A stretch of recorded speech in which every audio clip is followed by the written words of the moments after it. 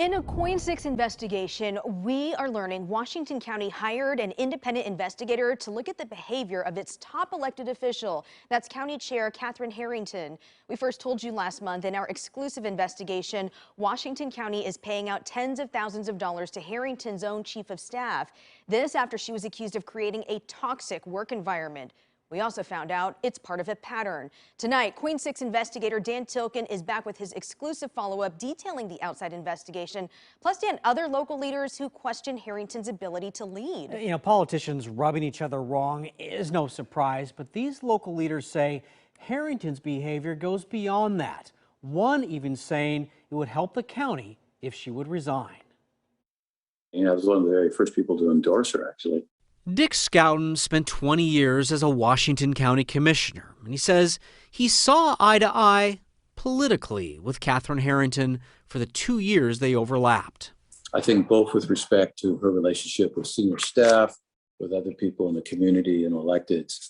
She lost her temper, was very disrespectful, and just doesn't have that ability to work well with others. What Scouten saw echoes what we reported last month, that Washington County is paying Harrington's chief of staff, Elizabeth Mazzara Myers, a separation agreement of nearly $80,000 in wages and legal fees after she accused Harrington of creating a toxic work environment. Coin6 also discovered Harrington's questionable behavior goes back to the year she served as an elected member of the Metro Council. The Metro president sent this letter to Harrington in 2015, telling her she was creating a climate of fear, hostility, anxiety, and emotional distress. Now Coin6 has obtained this document, showing the county will pay an outside investigator up to $25,000 for as long as a year to investigate how Harrington has treated county employees. In this letter to the county from Elizabeth Mazzara Myers' lawyer, it quoted a text from County Commissioner Pam Treese saying, "I'm sorry, and please do not second-guess yourself. This is a pattern that should not continue." We didn't have issues like this in the past. Scouten says this flyer is an indication of the rift Harrington caused between county commissioners. You can see the county brought in a mediator for team development. Scouten says one of the core issues was this Facebook post he shared with us, which Harrington wrote on a page that promotes women in politics. It reads, "3 cheers for standing up to the status quo. Who's in? The pressure from male elected officials to maintain the status quo, especially to keep supporting the current male elected officials 100% of the time, is very real. Last year, I supported a longtime male colleague challenged by a really good female candidate. Lesson learned." The post goes on to encourage a list of women to run for office before finishing with, "Let's smash the patriarchy out here in Washington County." Scouten says that January 2020 post was at a time when Washington County was working hard promoting equity and inclusion. Our ability to work well really decreased markedly after she came on the board, and I put that mostly on her. You know, people are glad, as I mentioned, that your story is bringing to light some of these concerns. Steve Calloway is the mayor of Hillsborough and felt compelled to speak up after hearing from people concerned about their interactions with Harrington and the ability of cities to work with Washington County. The same goes for Rob Drake. It doesn't help if you're intimidating people or being dismissive. Drake is the former longtime mayor of Beaverton and current city manager of Cornelius and is concerned about how he and his library director were treated by Harrington when they brought her an issue over funding and equity. And we offered a solution, and it was all basically dismissed. And it was a surprise. That's all. Was she hostile?